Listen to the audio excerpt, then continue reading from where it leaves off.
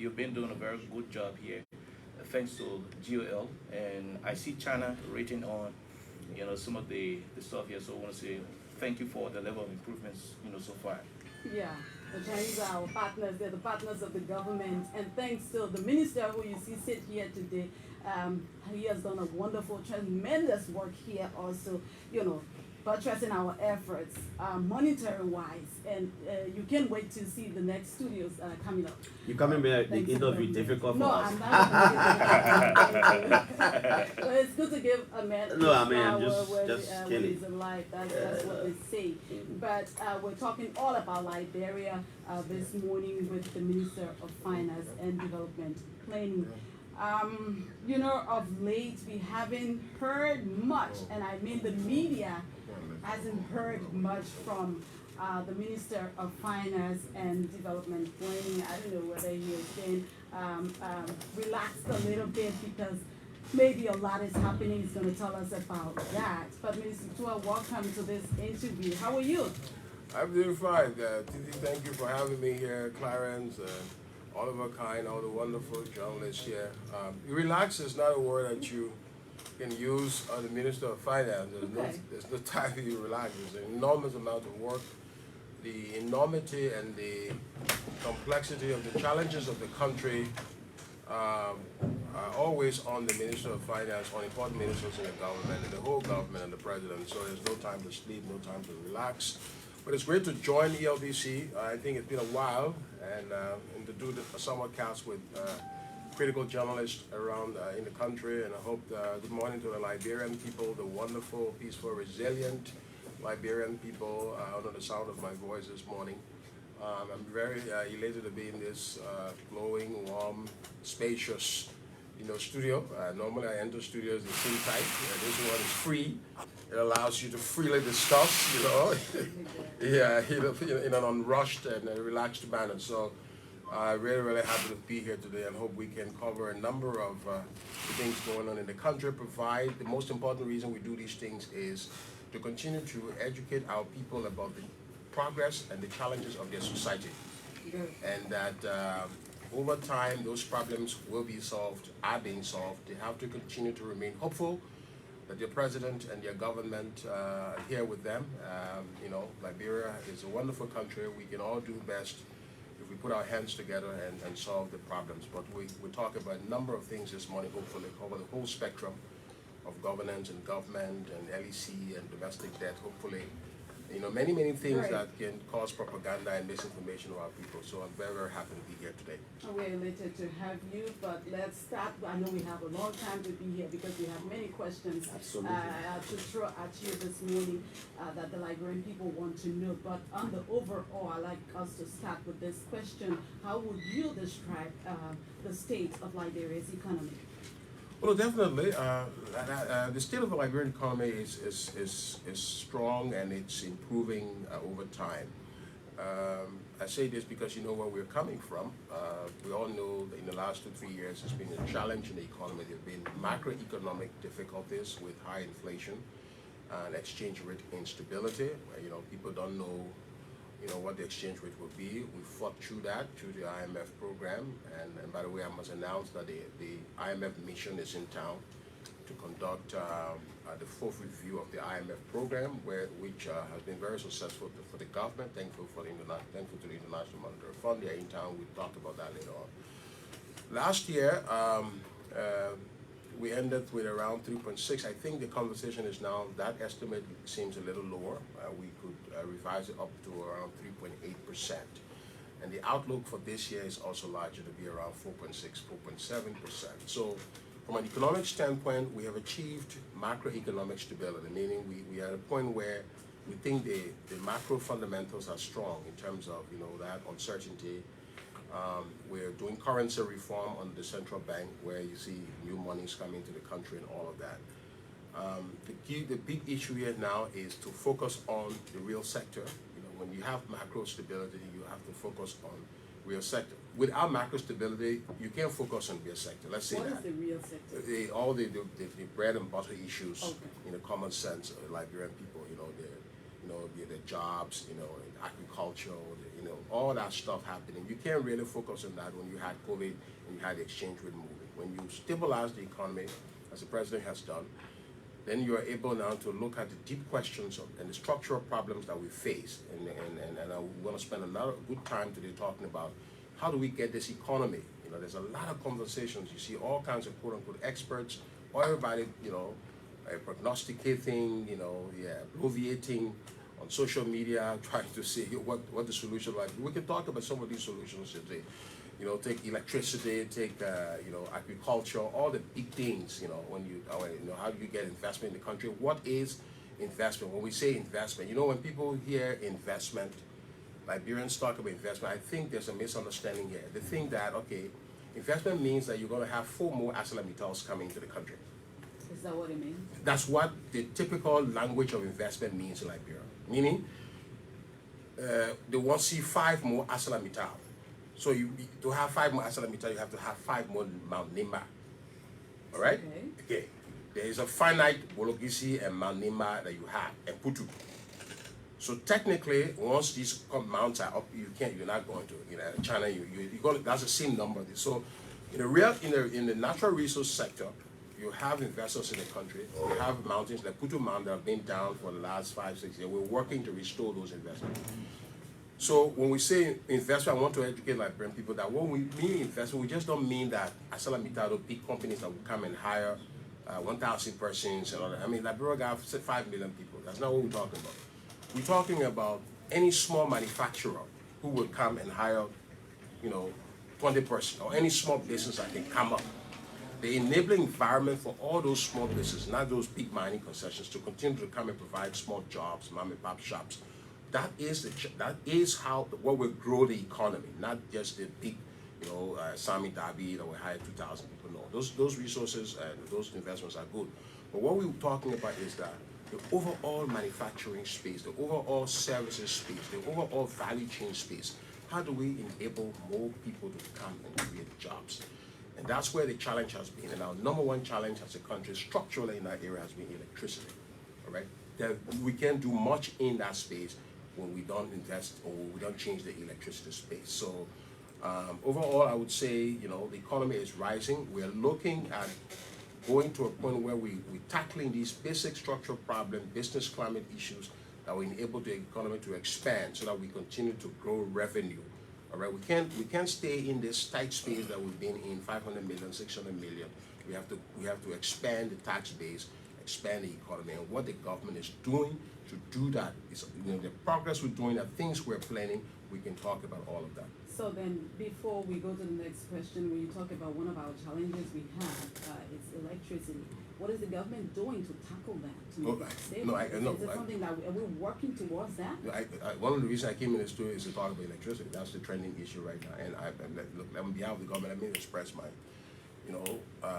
understanding of what is going on to the Liberian people, with the Liberian people on electricity, especially people in Monrovia. Yeah. We have a structural thing where, in the rainy season, the My Coffee has an 88 megawatt capacity, and then it's able to peak capacity in the night where people need current most. Peak capacity is around 60 megawatts. All right, 16? So 60. So that means that's the capacity that they have. All the demand at night, people, consumption of current. My Coffee is 88 megawatts in the rainy season.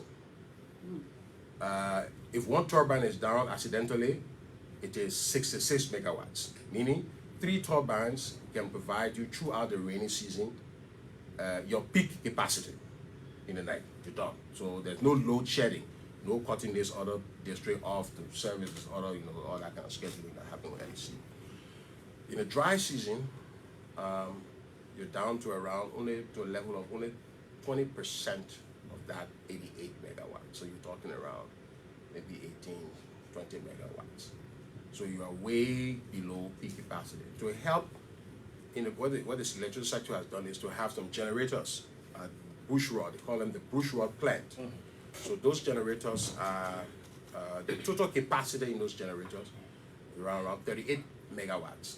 So when the dry season comes, Bushrod, which is supported by HFO fuel, which LEC has to buy at cost around $3-4 million in the dry season to put those generators on, and then the 18 or 20 megawatt from the hydro combined with those two to fight to do the peak capacity, which is 60. So you got 88 adding with 20 in the dry season normally. Now, what has happened in Monrovia is that also LEC has been a victim of its own success in some sense, because it's put more people on, and we still have this structural thing, the structural challenge here. So that's the issue we are facing with now. There's significant load shedding this time than in the past because more people have got on the grid. The president, it's obvious that people will crave for electricity. yeah, but more people have been added, so there's more pressure. Yeah, so you have to expand the system. The real solution to this, one of the reasons, the whole West African region, the Mara River region, the thing we invested in over time was this CLSG line. That's the ultimate solution for that. The partners in the government decided, look, with this kind of structural problem here, if you have the CLSG lines, then in the dry season, countries can take power from countries like Liberia can buy power from Côte d'Ivoire and bring it here. That is where we are now. The CLSG project is on. We are at a point where we have to make some tough choices and some tough decisions. And I want to inform the Liberian people about some of those tough choices right now. To start, if we finally agree, and this is a big decision, the president, the national legislature, the minister of finance, minister, everybody got it. If we say that in 2 days' time, we have that amount of money to clear, because right now we have dry season, we have March and April. Those are the 2 tough months. Okay.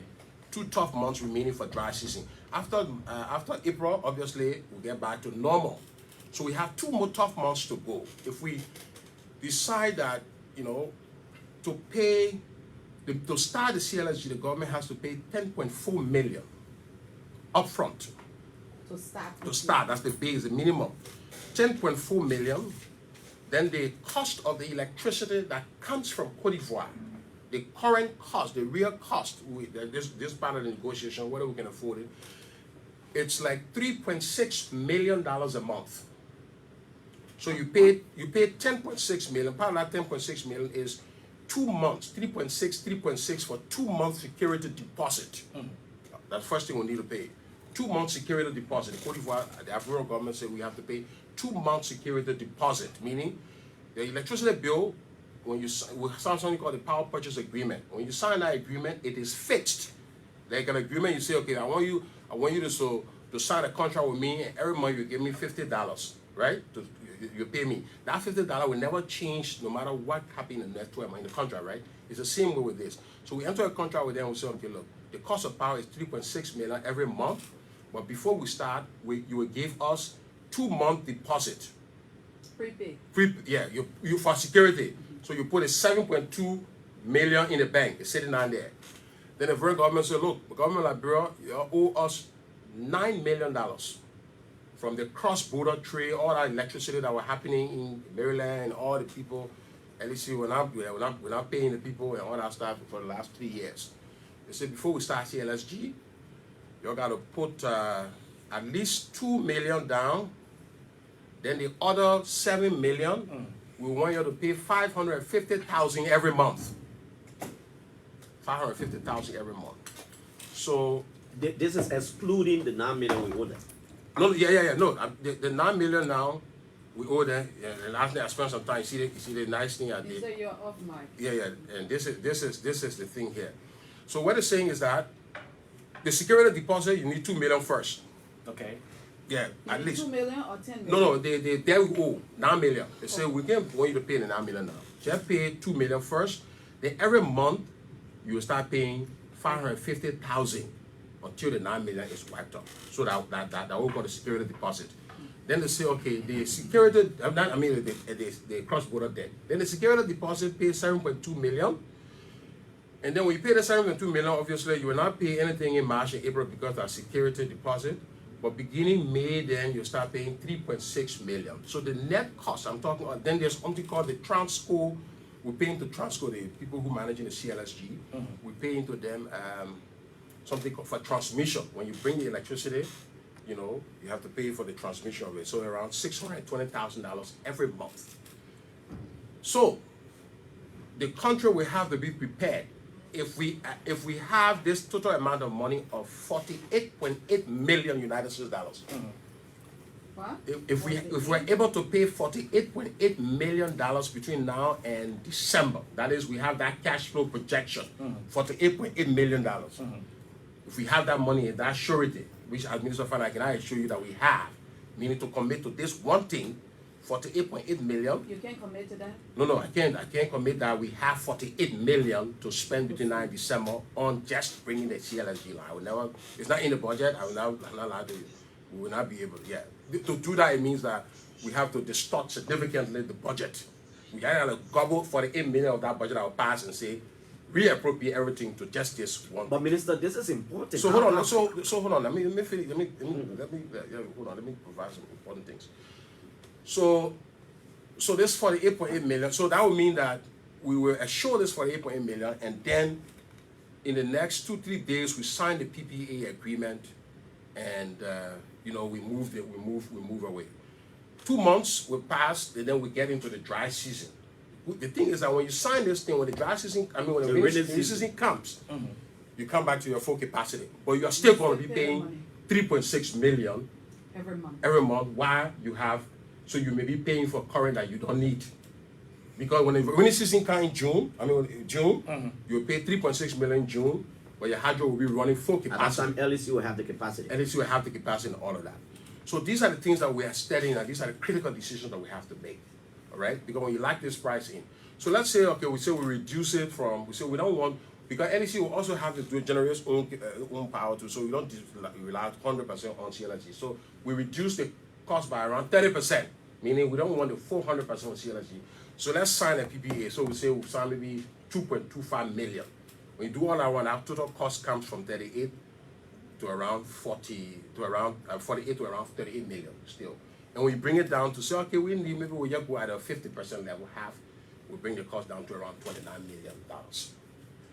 So that's a choice that we have. It's an expensive proposition. Will be so for 1 year, 2 years, and then by the time we get all our electricity infrastructure, then some of these costs will drop down. So as the Minister of Finance and somebody who's been looking at all these data and these numbers, what do you think is good for us as a country? And the other thing is, there is an argument now about privatizing, the LEC, especially the component that has to do with power distribution. I was listening to the LEC board chair, Money Captain, the other day, and he thinks so. What do you think? No. So we're coming. That's the LEC problem itself. This problem of the CLA. So I'm trying to tell you, if we pay $48 million, if we assure that we can get $48 million, day after tomorrow there will be no power sharing in Liberia.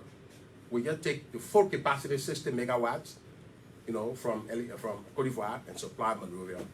Done. Every month we cut our check of 3.6 million, or depending on the scenario we choose, 1.6.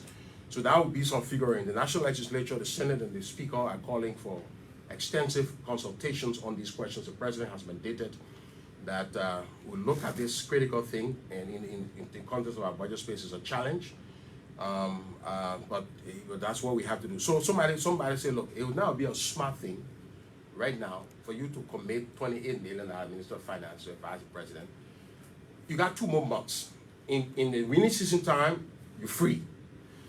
Use the rainy season time that you're free to plan better for the next dry season. I don't think it will be a good use of Liberian people money to lock them in this 2 months at a cost of $29 million, when in 2 months' time you will not need all the, you will not able, you'll be wasting the money. Okay. So that's a tough decision. So I'm putting it to Liberian people now. If they were the president, if they were the senator, so when they call in today, I want to hear what they will say. So that's why, when we have the conversation, the Liberians today will play the economists and they will play the decision makers. So then I wanted to ask you a question relative to that. If we have current, from the hydro in the rainy season, is there a way to kind of talk to the people from Ivory Coast where we can only pay for the dry season and not pay? Yeah, so no, when you do power purchase agreement, it's signed. I want to tell you, when you sign contract to work for LBS for the year, when they say they're paying you $3,000 a month, sending money again, then TD will pay you. Again, the 6 months, right? They can pay it again. The salary can come down. It can go up until the contract change. So that's it. So it's fixed. Okay. So the tough test is that we have 2 more tough months. Another two more tough months, we continue to, there will be some improvement in the 2 motor, but let me say this. The 38 capacity megawatt I talk about, bush rod, it's gone to, it's not 38 right now. There are small structural issues there. A part of the problem, small structural issues, not 38. So they're trying to move it back to 38 a little bit. So as we in March and we stay in April, the total normal capacity will go up a little bit, maybe about 30%. So less load shedding will happen in the next 2 months. So the real advice I want, maybe one of the years that when you ask them, should the government lock in for the $8 million, you know, when we know coming getting made soon and where we have a lot of current, or do we continue with the load shedding? We have an open conversation about the reforms that we're making with LEC, and that comes to the important question now about how can LEC, you know, unlock more resources so that it's able to buy fuel, you know, to fund all these things, and which is all the issues you're talking about defranchising, but we'll come there when is that the discussion that is ongoing? Yeah, so the whole model of LEC is say, look, LEC is losing around 50% of the money. So if LEC is supposed to collect $100, they are collecting maybe $40 or so. So the rest of the money is just there. Government is subsidizing LEC heavily. LEC is not paying to the government the taxes that you pay. So when TT and Clarence Johnson buy current, the LRA, the LRA is taking from you the goods and services tax for the consumption of that current, right? So that tax is supposed to come to the revenue account. LEC does not put that money to the revenue account. Why? They take it because LEC is in a tough situation. It has been historically, so they're not paying taxes. LEC then now owes the government of Liberia around $25 million in those taxes. You No, LEC. No, I'm saying we're not collecting our money from LEC, because if we took our money from LEC, yeah, we owe LEC when we use LEC power, we owe them. So we clear the bill, we clear the bill like that. That's how we do it. So we owe them for the power we use, but they owe us for the money that they're supposed to give us. That they owe us for TT money and Clarence money that you pay. Your money don't come to us, stay with them. We have done so. The president made that decision when he came to power, because if we took that money from them, the people get that money and they stay in problem. You take that money from them, you obviously, yeah, right? Yeah, you obviously say the whole LEC will just collapse.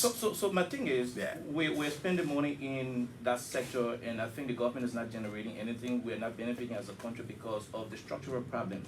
My take is, what is the government going to do going forward? Because we've gone to the legislature already. There is this, you know, modification of the law on power theft, which was supposed to be in real effect. The entity is not generating more money to replace what you always subsidize and, you know, waive. Are we going to continue roaming in this? No, you are not. Cycle? No, you're going. That's why we're begging for time. You are not going to continue in this cycle because the solution is coming. The solution is there. We're going to be out of this thing in about a year time. LEC is going to. There is an energy regulatory, you know, authority. Yes. That is supposed to ensure that they provide, you know, supervision or oversight over the energy sector. Yeah. By now, we should have had several other companies, you know, into the process of distributing the power. So LEC is not capacitated enough to do it. I wish we had gone to the model where we are franchising out, meaning we are distributing, we're allowing private companies. What's holding that? No, it's on now. Okay. The real question is that why held that for 3 years, and that's what's on the bridge. So right now, as we speak, we are in the process. LEC, the board, and the government in the process of dividing Monrovia to private companies who will distribute power. Okay. We will move LEC, the historical LEC, where LEC linesmen are coming to hook your line. They are not coming. LEC going to be out of that business. How soon will that happen? Oh, that's possible. But let me tell you the challenge with that. And we're talking power. What that means is that LEC may not need all of the staff that LEC has. Clarence company will come and say, okay, I want to supply power to this LEC, this what do you call it, the ELBC for community, or the whole district 5, is it district 5 then, or 6? Or you do 5 and 6. Let's say you want to supply power to 5 and 6. But you say, well, look, I have competent staff, I'll go in LEC and choose who I want, and I have my own hand free to hire who I want. So when you bring your own staff, dedicated people you trust that are going to generate your money, LEC cannot say, oh, you don't say take some of your people, but you may not be forced to take all LEC people. So the challenge we face also is that Some of the LEC people, as with defranchising, the LEC may, it's not going to need all of that staff. So 50% of the people will have to be put down. Now, some of these people are in collusion also, obviously, right? I don't want to accuse people, but definitely that's the thing. There's a cartel there, all the power theft. So we passed the power theft law, we're trying to arrest people. The smart economists say that's not the solution. The solution is deal with human incentive. Give it to private people. If private people allow their money, their investment to go by corruption, by power theft, obviously it doesn't make sense. If they're in business, they will not collude. So you will not be looking for the bad guys anymore to arrest people. You're out of that business. But then you don't need that number of staff also, because one of the pressure at LEC is that the wage bill is bloated relative to what they're doing. So that may lead to people saying, oh, you know, I'm just pronouncing ahead that when this process, people will start protesting that they don't have job again at LEC.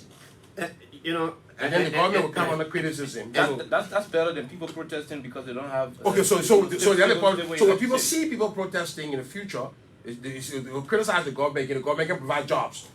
But the government try to do it the old model, then the power will not come. So and this is where critical decision making comes in. And then I was just thinking about that versus spending this $3.6 million to on this whole CLG process to get the electricity stable in the country. Are you saying as a nation and as a Minister of Finance we're not able to raise that money, or are we not making it a priority?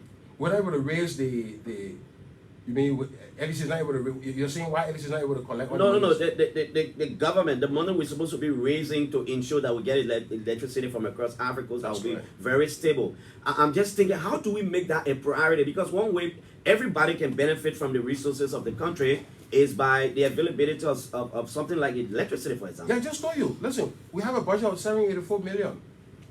There's no budget line in that thing that says $48 million goes to CLSG for this year.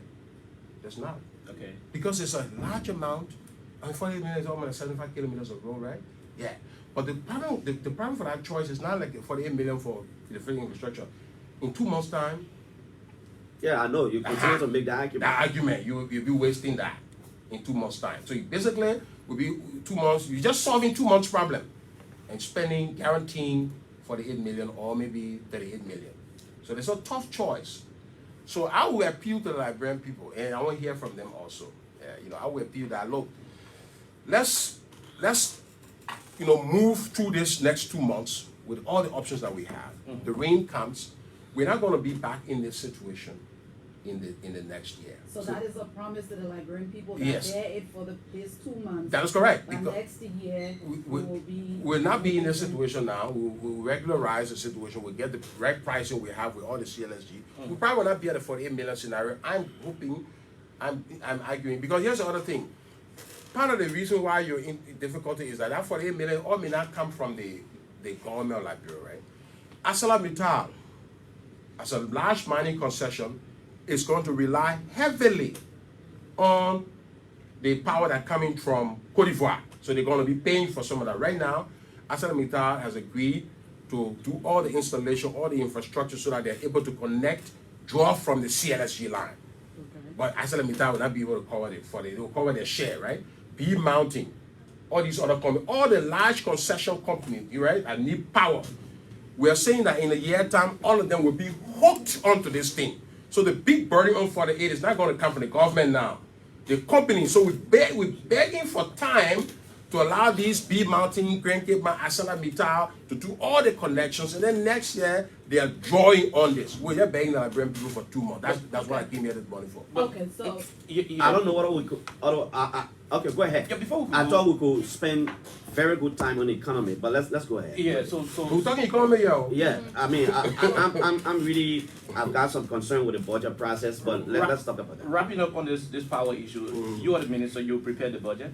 We had the CLSG lines already existing before you could do the 7-8 million, budget. Why didn't you consider, accommodating the CLSG project in the budget? That's the point. I mean, that's a good question. I mean, the challenge we face when we think on this budget is that,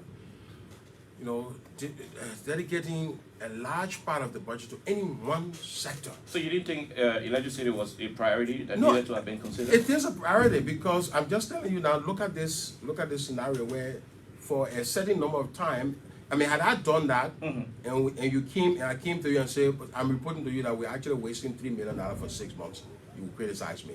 So, Mr. Minister, why? No, the lawmakers would have viewed the budget. You called out Yes, wasting. yeah, they were past it. They were past that, and at the end of the day, we reached the point where we'll be saying the $3 million are not needed for that. At least we would have had stable electricity. No, for 2 months. In January, the analysis, when the analysts go, they say the government spent 6 times 6. The government spent 3 times 6, $18 million for nothing. Who made that kind of decision? The Minister of Finance is incompetent. That would be the debate at the time. There would have been no noise for January now, right? But then in November, Minister, why you spend? I don't believe it's justified. $18 million is too much of money. It could close the teacher gap immediately.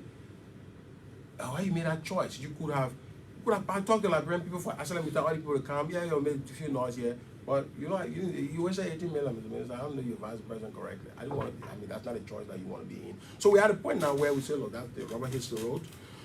Let the people know the tough choices that we have to make. The tough choices that we make as policymakers that we're confronted with. The national legislature has made money available for a number of, in the budget process for CLSG, but not up to this level. Up to the level where we believe we will not have to say we're wasting it. Yeah. But I can tell you that by the time the sector is busy, you know, there are transitions happening at LEC. You know, ELBC, the people who will be managing LEC, I think the contract is up very soon. We're in the process of recruiting new management at LEC who are going to draw on critical lessons for the last 10, 15 years of challenges in the sector. That sector is going to transform. Look, I imagine very soon a time, let me tell you, where the government, LEC will start paying to the government the $25 million that the government, that money that we're keeping that money, the day LEC become very profitable, the government will go to LEC. And when LEC pays that money, government will be borrowing money for LEC to pay salary. Because this company is going to be profitable throughout. This is a cash cow. LEC, electricity is a cash cow. We're imagining that time. The president is working towards that. It takes some time, it takes some patience, it takes some courage, it takes some honesty to explain to the Liberian, as I'm doing right now, to come clean and not hide anything from them. Put all the policy tools on the table and ask them, so look, we're just saying Liberian way, bear patient, you know, we increase the capacity, we manage better the load shedding. When we get through this next rainy season, I can tell you when we get January next year, we're not going to be in the same part. I'm just thinking, you know, with the kind of proximity you have to the president, what will you advise him when it comes to privatizing the LEC versus, you know, the situation, privatizing LEC and some people getting laid out versus the situation remaining the way it is and people remain on? What do you think? I mean, okay. So let's say if you franchise, which is what everybody calling for, let LEC get out of the distribution business. I don't know. I think the total number of star LEC, maybe let's say is around 800 or 700. Let's say, I don't know the exact number, but let's say 700 people working LEC. And by the time you defranchise LEC just is not in distribution again. LEC almost becomes like it's in transmission, right?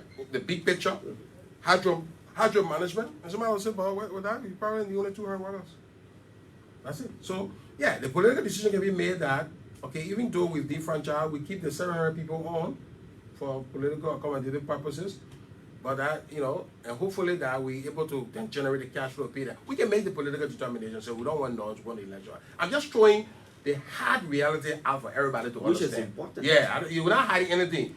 That would mean that even though, you know, you have taking a significant business with LEC, you're keeping 700 people. I can tell you the partners are going to, the development partners are going to say, Minister, I know your political objective, but Minister, I don't believe that we can sustain that. We're looking at you paying people who are just not working because of political process. I don't think we can bring our money into the sector. That would be a challenge that we have to face. So at some point, it's the same thing that happened with the central bank, remember?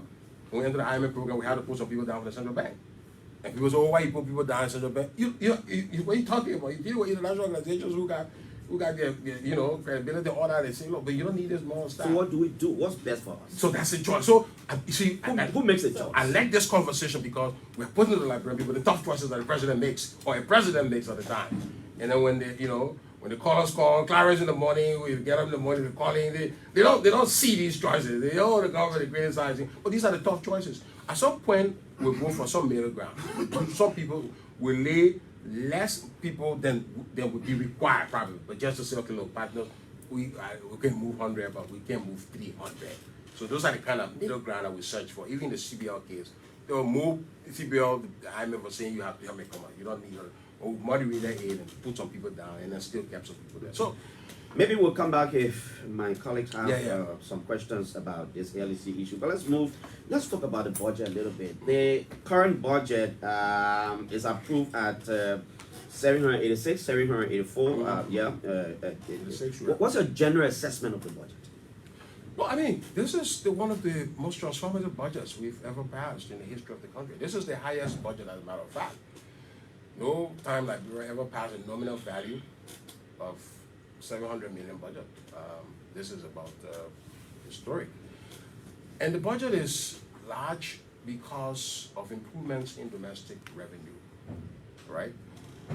We are moving away a little bit from, we have improved the process of collecting revenue, let's say that. We have increased what economists would call our tax effort. The effort to go out, look under every rock and collect revenue, right? So it means that in terms of the fight against corruption, we are solving that fight a little bit more in the revenue space, meaning people who are getting away with government money are probably not getting away with it. We have to do more of that. Incentives, manage the whole incentive, the whole duty-free exemptions, all that stuff. We're doing better now. Audits, tax audits, where the auditors come and say, Clarence, owing $200 to the, let's say 2,000, you're supposed to pay 2,000. Well, since I'm an auditor, I know you. Say, look, my man, don't pay that 2,000 to the government. You can give government 1,000. Give me 500, move away, or give me 300. Those things have happened. The auditor, so the authority is getting better at tax audits to know the true costs. The real problem in tax is that you want the true costs of the taxpayer to be known, and that the government gets that true revenue. It's always a wedge there. So we're getting better with all of the digitization, all of that. So last year we ended up with around 640 million in revenue total when we passed a budget of 570. That's extraordinary performance. When you have that strength and you build on that strength. What we don't want to also do is to underestimate our true potential. Then that would be unfair. Meaning, when we pass the budget of 570, we'll collect 643. We'll go back the next day and pass the budget of 580. It's not fair. We'll come back again, collect 700, we'll declare your surplus. Somebody will say, your surpluses are only because you are underestimating the revenue potential. It's not a genuine performance. You're not fair to Nigerian people. Why are you understating the budget so you can look good? In other words, you're an A student and you go to class and tell the people you be on probation. Yeah, you score 90 and you tell the people where you struggle with math 60 and they put you somewhere you go and score 89. Then they impress you, whoa, it's a massive teaching. No, that man is already a 90 student. You put him in a class that maybe people who are average supposed to be. So he's not, you have to put him somewhere else. So in other words, we don't want to estimate revenue potential.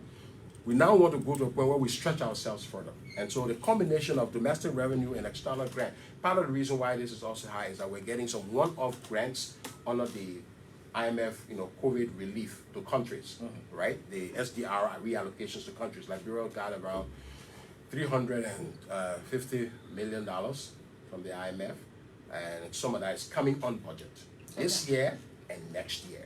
Okay. So then I want to ask you, what are the areas you sought to prioritize in this budget just passed? Let's say, what are give us some percentages, say in the areas of health, education, infrastructure. Those are compared to the last budget. That's correct. No, definitely the percentages and health and education got more money. They got more money. I think we increased health education by around 9%. Security sector also got more money.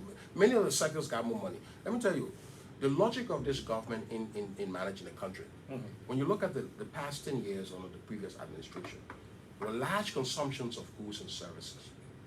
As an economist, I criticize that process and say, look, the government was consuming goods and probably delivering less, meaning there were large, the civil servants were happy, the people, there was a lot of things around the bureaucracy of civil service, but there's less on delivery.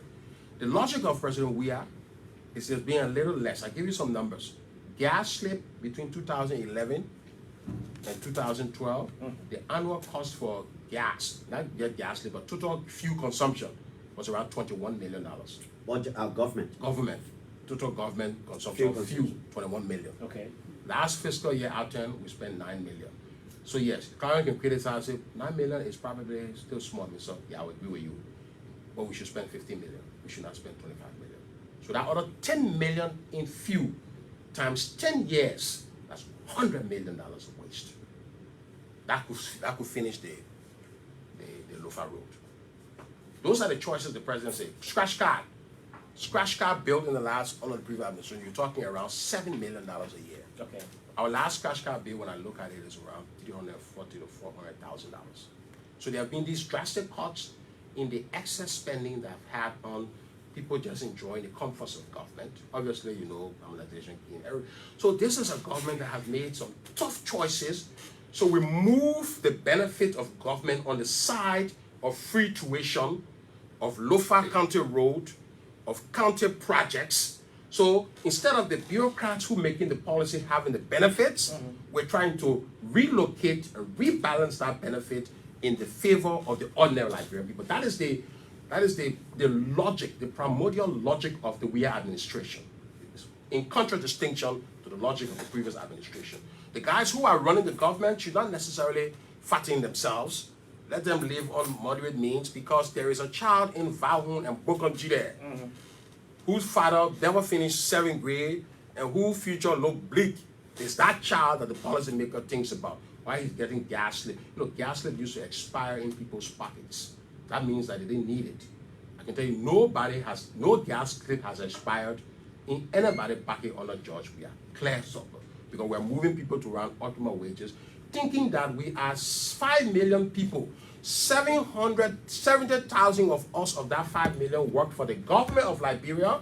If each one of those 70,000 helped 10 other Liberians, 70,000 times, well, let's say 10, that's 770,000 Liberians benefiting from something called government. That leaves out 4.3 million Liberians who will never say, anytime the government pays Oliver or Samuel Tweh, I'll have no benefit, because number one, I know nobody who's working in the government. I have no family member. I'm not working. So we have to worry more about 4.3 million Liberians out there. The way you worry, the way you benefit them is what we're talking about here. Finding more money for electricity, finding more money for schools. And when we talk about schools, this year we find $5 million to put 2,000 teachers on the payroll. To close the teacher. Additional. You're finding $5 million? It's in the budget. Okay. Yeah, so the Ministry of Education is now in the process of recruiting 2,000 more qualified teachers.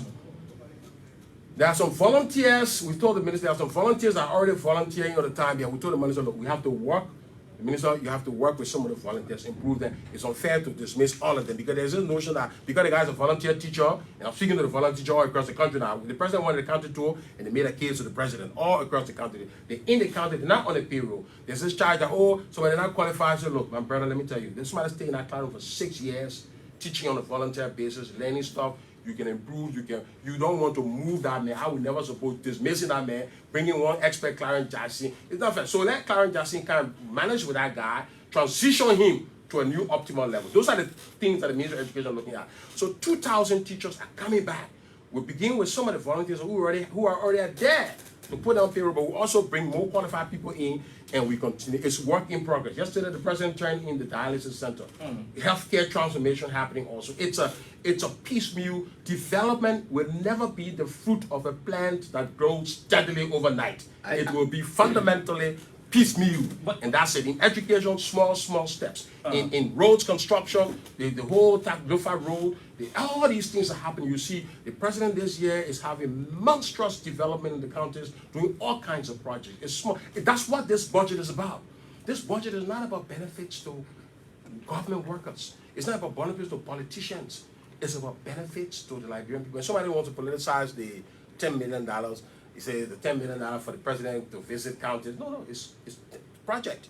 It's this year, next year we'll do 10 million. It's concrete project. Imagine 20 million spent on projects in all of the counties in the country. That's huge. That's going to bring some relief to our people. That's going to What kind of budgetary support are you getting from your partners with all of these projections? Yes. In this budget, we have around $40 million of budget support from the World Bank. And let me say, look, 40 million. The World Bank is, World Bank is an indispensable partner. Under the current management, the regional director, Pierre Laporte, the country manager, Tweah. This country has never had the quality of World Bank leadership that those two people bring in the history. I wasn't here in the 80s, but I can put my neck on the line. What the World Bank is doing under Tweah and under Pierre Laporte, no World Bank country manager has achieved that in this country. These people have taken to say, look, the way to do development is to listen to the countries and look at their context, and we will modify the rules to adapt. So the changes they have made, you see the progress we are making, the flexibility. The World Bank is also right now contemplating, and I didn't mention that, as we're talking electricity, to put 20 megawatt capacity at the hydro. So that's a solution that's coming, yeah? So we're able to deliver that in 18 months, yeah. The hydro, during the dry season, solar capacity will have 20 megawatts at the hydro to augment. So there's going to be, the energy future is definitely going to be bright. So let me recognize the World Bank leadership there. And our development by the International Monetary Fund, obviously, yes. You know, we have the SDR allocations that are large. Right now, the mission Intel, we just discussed with the mission yesterday about drawing down our first disbursement, because to start formalizing with the CBL, our memorandum, where the budget, the resource from the SDR will come onto the budget, and then to do road works, all the roads that are happening, all the education I'm talking about, all the healthcare, so that we continue to liquidate the budget through that process. It's So yeah. our partners now, So are concentrated in roads. No, our partners are supporting our budget, but besides our budget, our partners are also bringing significant amounts of money in the broader development of other sectors, which don't come budget. So you have on-budget support. I'm talking to partners right now that are doing budget. African Development Bank, for example. Okay. Yeah, European Union, giving us budget support in the past, these partners. But beyond budget, these USAID, all these partners, the American government, they have provided support in all the MCC compact just ended. It is the MCC compact that stood up the hydro, right? So they are developing, they're helping the country in a non-budget way, doing agriculture, doing other projects. The thing we're trying to do now under this administration, and there's a conversation on the PAPD right now, we're moving towards the PAPD steering committee meeting.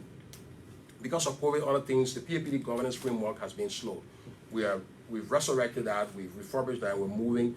Well, we're sitting with the partners and looking at stronger alignment. In theory, we talk about aligning ourselves with what the partner's doing. In practice, right now in the PAPD, we want to let that rubber hit the road. Meaning, money's in agriculture, money's in health. We want to see better results overall, and so we want them to come, all our resources to come under the PAPD governance, and to challenge ourselves, to do more in healthcare, because I think there are more resources in the country in agriculture than we are seeing the results for. So we have to realign the model, and we're having that conversation with the World Bank and agriculture and all that kind of stuff. So it's a lot of progress happening. My question to you about the general assessment of the budget was drawn from my concern about underperformance and early warning signs. Holding all variables constant, the current budget, 786 million, when equally apportioned, for example, will mean that you will have between 1.96.5 million something collected quarterly to meet your projected revenue. Now, information that I'm getting speaks otherwise, that as at February 25 this year, only 70 million has been collected so far. I mean, how does that speak to the significance of the budget in terms of performance, for example? The budget is a combination of domestic revenue and external budget support. And so, to date, we are on target with our domestic revenue. We're on target. Domestic revenue means the revenue we collect in the country. I just explained to you that there are external resources that will also come into the consolidated through the SDR and through the World Bank. So when you look at our net flow to all of our external resources, we're talking around 80 plus 40, somewhere around $120 million is coming as budget support. So that's not going to come from revenue effort. So if you're doing any math, you have to subtract 120 million from that math, all right? So I think that's, so in other words, we're on track with domestic revenue. There are a number of things that we're doing to improve. We're not just sitting on what we did last year. Okay. We're also looking at other ways to move revenue, to move the revenue needle. So we're not sitting, we're looking at other tax policy reforms. And we're also, now speaking about that, we're also looking at other things that the country should be able to do, which will cost the government some revenue, but it's something that we have to do. For example, the personal income tax table. Now let me provide that education. Every year, the country should adjust the personal income tax table. Most countries do that. we've never adjusted our personal income tax table. So since we have this major depreciation of 7-8 years ago, in 2011 the exchange rate was what? 75, right? Liberian dollar 70, Liberian dollar to 1. Today the exchange rate is what? 150, right? So that's a doubling of the exchange rate. The exemption threshold, meaning people who don't pay taxes at all, was $70,000. It's $70,000. It has stayed that way. So that means people who are making 70,000 Liberian dollar annually are not supposed to pay tax. In 2011, they were exempted. The people who are staying at that 70,000 level, we've not changed the exemption threshold, they are paying taxes now. They are now paying taxes. So more people are paying taxes because we have now moved the personal income tax table. I've commissioned an analysis for my team. Very soon we'll be discussing this with the national legislature. They've done all of the analysis. They've done the fiscal cost to stop the lower level Liberians from paying taxes to the government. We'll run around $10 to $12 million. So we're looking at all of this. So there are a lot of things that we're doing, both on the revenue side and on the expenditure side, to bring a majority of our people so they can feel the bounce of the policy work that the government is doing.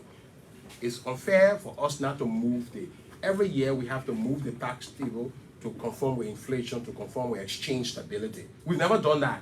It's just lacked. It doesn't make sense. Anytime I go somewhere, people call me and ask me this question. You know, I know it used to be people, I know it used to be my partner, I know it used to take, but now everybody paying taxes. So we're moving the exemption threshold probably from 70 now to 105. That would bring relief to a lot of Liberians. I mean, more money will stay in the pocket. The more money Liberian people pocket, the more consumption in the economy, right? They go and buy goods and services, they pay their children's school fees. That money comes back. It's a net effect there, positive effect for the government. Are you also thinking about some of the risk factors associated with domestic revenue? Oh, of course, there will always be. There's all the likelihood that domestic revenue is a projection. It is. As a government, what we have been very good at is not trying to be over ambitious. Meaning, we have been more realistic with our revenue potential since we came to office. So that's why you don't see what they call revenue, right? Budget shortfall, all that kind of thing. Because in the past, I think the ambition was that, we'll collect $620 million. And the thorough analysis is not being done as to the capacity. So there's an element of realism in our numbers. We're not overstretching, but we're pushing ourselves harder. Okay, we're pushing ourselves harder. We believe this budget is informed by last year's performance and by the budget support we're getting. Now, let me make one thing clear. But we have 120 million external resource in the budget. We may not always have 120 million of external resource in the budget. Let's face that. We're not always. You don't want to plan to always have free things, meaning to plan that, somebody will send my child to school. You don't want to plan that. If that comes, that's gratis. Yeah. You don't want to plan, say, by the time I'm in 7th grade, I'll be getting support from the uncle or the other man will be bringing money for you. You don't want to, no parent wants to plan like that. Okay. You want to plan on your small resource if somebody helps you. So the 120 million we're getting this year, the 150 million we're getting next year, we're not sure 3, 4, 5 years we'll continue to get this kind of budget support, right? So we have to come solely depending on pushing ourselves on domestic revenue. That means, as a government, I'm speaking now to the government, the legislators, that means maybe instead of getting 2 cars free every year, we all have to agree as government and legislators, let's get 1 car free, or let's get every other year free instead of every year. Because as a lawmaker, why do I want to, as a government official, why do I want to get something free? So those are tough choices we have to make to continue to deprive ourselves of luxuries and find more ways so that the revenue goes into the consolidated account. We like to see it 700, 800 million, and then continue to, to do roads and all of that. We believe that with the strong political will, and let me thank the president and the national legislature. Let me tell you, the national legislature comes under great criticism all the time. But as Minister of Finance, I work with them. I've seen the cuts that they've gone through, they've taken. These people are getting, some of them tell me, say, Minister, you're lucky, Minister. We'll be putting you in jail because the thing that used to happen here is not happening. I don't know you get, they tell me all that because we are squeezing them. And I'm sure you're going to squeeze them more. It's for the good, for the anything, let's face it, the people who are responsible for the national budget are the 100, they're 103, Yeah, 103. There are 103 people you see up there. The only other thing the president can do to them is to veto them, meaning They pass something the president doesn't like, the executive doesn't like, they veto, and then we get into a war between the executive. That's the only choice the president has.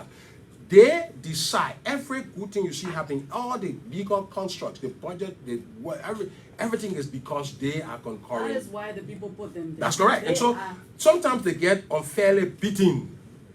Okay? They get unfairly beaten for political purposes. I'm not here to defend them, but I have seen the tough choices that they've made. We've cut their salary, and it was not easy. They tell me, Minister, you're lucky, yeah, to cut our salary and still be here coming with smiling with you. Yeah. I said, these are the times. And this is these are the difficult times. Minister Tweh, this is where a lot of people think you've been very successful in intellectualizing the Liberian economy. Their argument is that you always argue that you inherited a very terrible, economy from the past government. Mm-hmm. You are announcing a projection of 785 million, which is supposed to be reflecting some level of growth. Mm-hmm. Why aren't they, having some form of increment in what they use to benefit? You are having a lot of political consequences from your decision to cut, people's salary. They think you've limited their purchasing power. They can no longer, have all of the avenues they had in the past. This is causing you a lot of political dividends. Let me be real. We're talking real and frank here. Mm-hmm. I just told you about the PIT reform that's coming. That's an attempt to say, look, we have never reformed the personal income tax table. That's going to put money back into the pocket of people because they're not going to pay taxes, especially the lower level people. That work is it going to increase their wages? That's correct, because the government not taking tax from you. Okay. That's correct. So you're exempted from taxes at a certain level. So any Liberian who's making 105,000 Liberian dollars is probably not going to be paying taxes. The number of people under there, the analysis show, I think around 4,000 or 5,000 people. That's a positive for the government, for them. Okay. There's an important question here, because there's this notion that, look, where we got the wage bill is optimal. Let me tell you something. With our current wage structure, Liberia has we still are higher than Sierra Leone.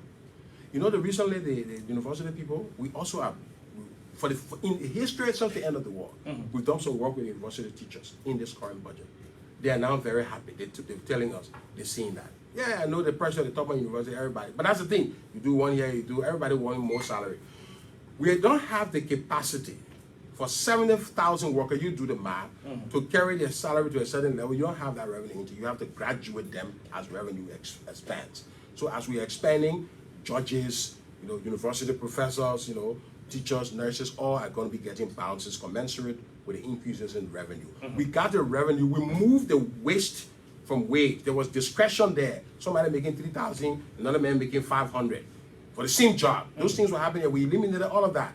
This is good work that the president did. Yeah, political pressure. Look, when you join politics, when you come to government, you don't come because of elections. You come to change the country, the way people think. And people who have been living certain way that are not correct. I just told you, $4,000 gas slip expiring in a government official packet. That's the thing that was happening. We changed that. It's not happening again. Somebody's not going to be happy. But I tell you one statistic. 73,000 people work for the government. 70,000 people work for the government. Benefits 77,000. 4.3 million people out there who get no benefit. So you got to balance it. We're not putting our civil servants on it. We're trying to improve the work conditions for them. But these are the reality of the times. Okay, we have to face the tough choices. We'll go inside together. And let me tell you, there's another thing that's happening, right? Look at what we've done. Even though COVID took fuel prices up, what did we do? What did the president say we should do? He said rice price cannot go up and fuel price. You think the fuel price that you see in the market in Liberia here today, you think that the economic price? It's not. It is not the real price. It is the government working with the business people, subsidizing here and there, rice here and there to keep that down. In Côte d'Ivoire and Sierra Leone, the prices are higher. Now the projection now is that even because of the Ukraine situation, you're going to see already people are complaining about higher prices. So we got to brace ourselves for that. The government does not have reasons to always continue to troll stuff. If we're always thinking about election and making everybody starve in the country will not move forward. We'll be stuck in this vicious cycle for 100 years because somebody is not able to make the tough choice to say, Oliver will say, oh, I will kick it down to the next man. That what happened with the president. Everybody kicked everything that should have happened in this country under George Weah. George Weah is a footballer. If the man know how to kick, and he won't kick, he will kick it to the next person in 2 years. But as a real patriotic Liberian, he said, I will not kick it down. I will face the tough choice. I will face the beating. And I will solve the problem. With peers, I will say... Even when it will cost you your political... But it cost us election here. You saw that in the bio. Okay, right. It will cost an election. But you know what, Paul, the economist, renowned economist, Paul Collier told me? He said, look, if you don't make the tough choice in 1 year, 2 years, you will not be elected. Because the thing you were afraid of, like imagine that we didn't make these tough choices we are right now. And now everybody's telling us, everybody telling us, say, look, if you don't do harmonization today, we can't give you that 150 million that will come in. What would be as a government? So would it be The government will collapse. The budget will collapse. Right? And then at that time now, we have been saying that we should have made the decision. The president is smart enough to know that he's here to govern. Yes, he will play politics, he will look at the political variables, but I think he's being honest and fair with the Liberian people. Now, Minister Minister, of Finance and Development Planning is our guest this morning on the Super Morning Show, and we are talking to him about national issues. We have Clarence Jackson Oliver, and we've been joined by Kelvin Deming.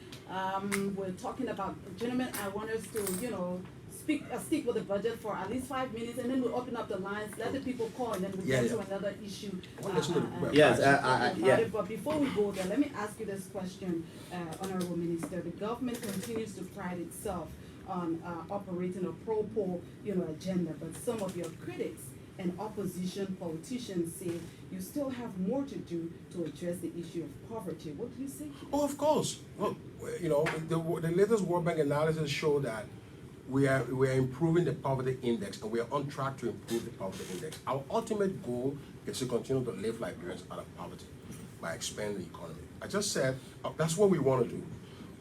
We've achieved macroeconomic stability, low inflation, stable exchange rate, stable salary, all that stuff. But those things really are not the ultimate. They are the necessary. They are the fundamentals.